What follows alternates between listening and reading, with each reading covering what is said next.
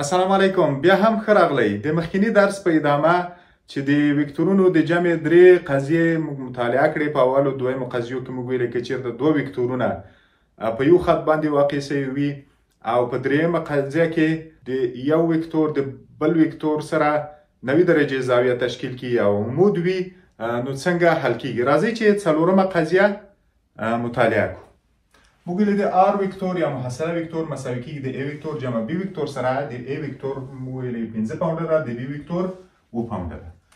نو په څلورمه قضیه کې که چېرته ا وکتور د بی وکتور سره په یو زاویې سره واقع سوي وي چې هغه زاویه 90 درجې نه وي، راځئ چې دا 42 درجې په نظر کې ونیسو.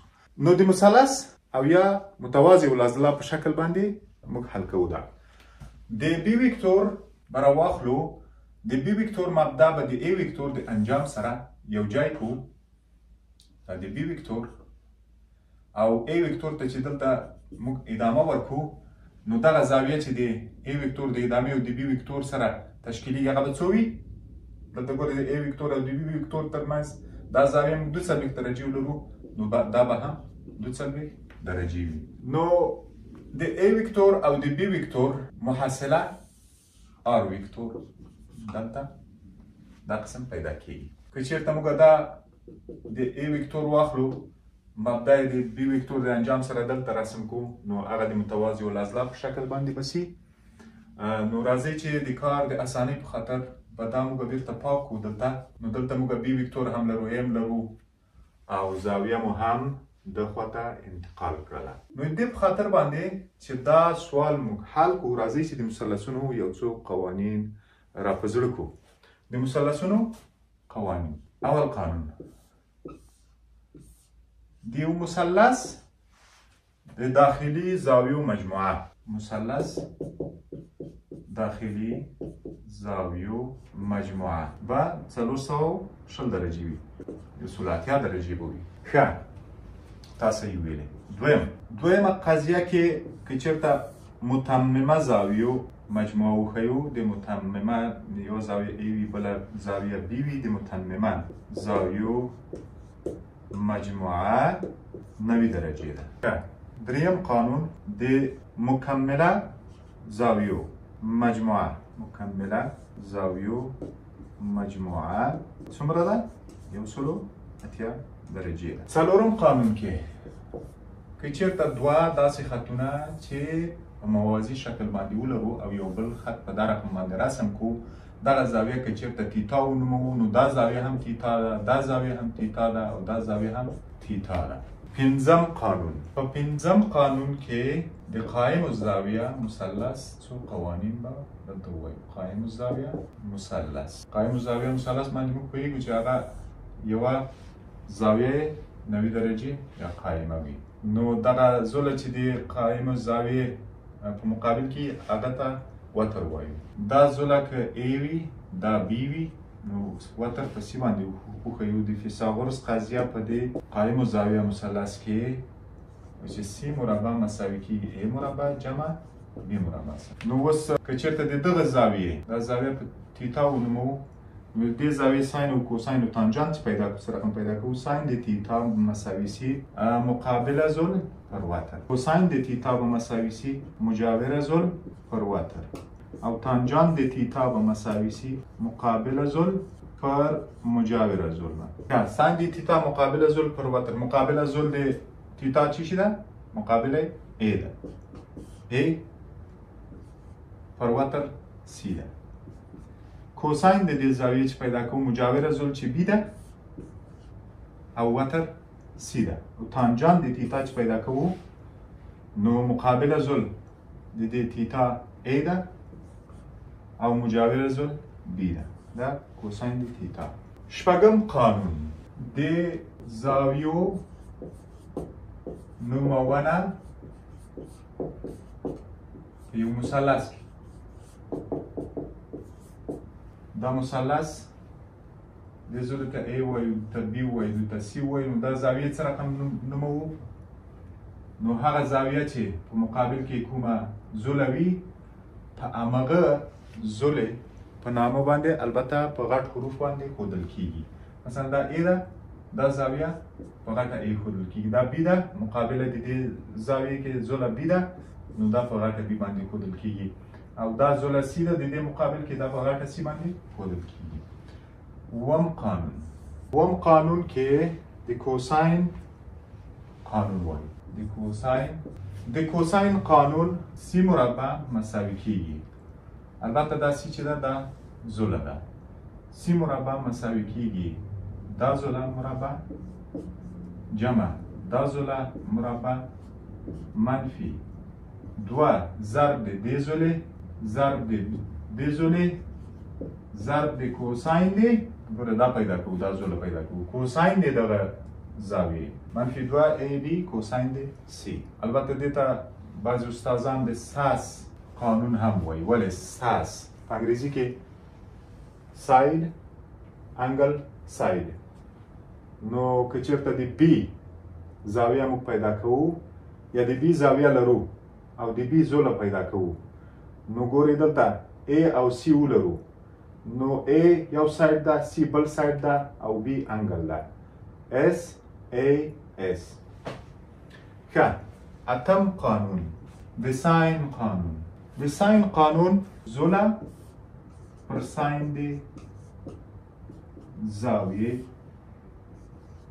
زوله پر ساین د بی زاویه سی زوله پر ساین د سی زاویه. که چېرته یو څوک سرچپه دا ولیکي څه مشکل لري؟ هېڅ مشکل نه لري. مثلا داسې ولیکي چې ساین د A پر A مساوي کېږي ساین د B پر B مساوي کېږي ساین د C پر C.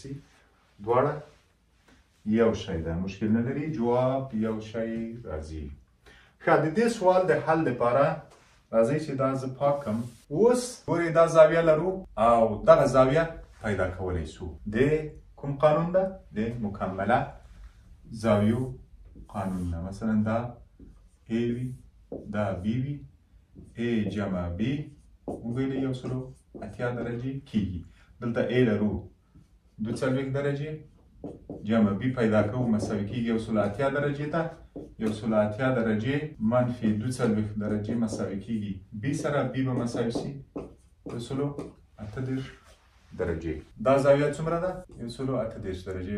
د دواړو مجموعه 180 درجې کېږي. د موږ مطلب محصله پیدا کول دي. اوس ګورو چې A لرو B لرو. A 5 پاونډه ده، B 7 پاونډه ده او دا زاویه مو پیدا کړه. هغه قانون د ساس باندې پیدا کیږي که نه؟ ساید انګل ساید. دا ساید لرو، انګل لرو، ساید لرو. ښه، نو د کوساین قضیه لرو چې سی مربع هم دغه آر مربع ده مساوي کېږي A لرو 5 مربع جمع B لرو 7 مربع منفي 2 ضرب د A 5 ضرب د 7 ضرب د کوساین د څو 180 درجې.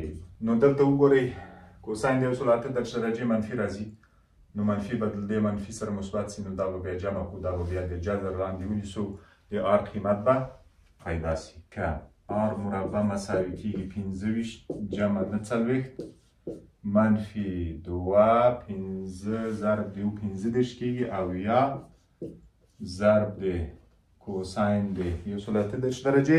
چې په ماشین حساب پیدا کړم کوساین د 180 درجې مساوي کېږي منفي 0.4 منفي 0.4 منفي 0.4 ضرب د منفي اویا یکم ضرب د منفي مساوي کېږي 250.02. هغه به جمع کړم 49 بیا جمع کړم 25 سره دا سو 126. آر مربع مساوي کېږي 126. البته ما دا سره کوم چې ماشین حساب حل کړم هغسې مې حل کړه. دا ډېر دلته نور نمبرونه وو، کیدای شي تاسو قیمت لږ زره تفاوت وکړي، پروا نه کوي. نو دا چې د جذر لاندې ونیسو نو آر مساوي کېږي 11.23. نو بیا هم د آر ویکتور ده، دا 11.23 وبکۍ پاونډه، دا ویکتور نه ده. نو د دې باید زاویه هم موږ پیدا کړو. کومه زاویه ده؟ دغه زاویه چې دلته تشکیلیږي د ایکس محور سره. که چېرته داسې ووایو چې x محور او y محور د افق سره چې کومه زاویه تشکیلیږي هغه زاویه موږ باید دلته پیدا کړو.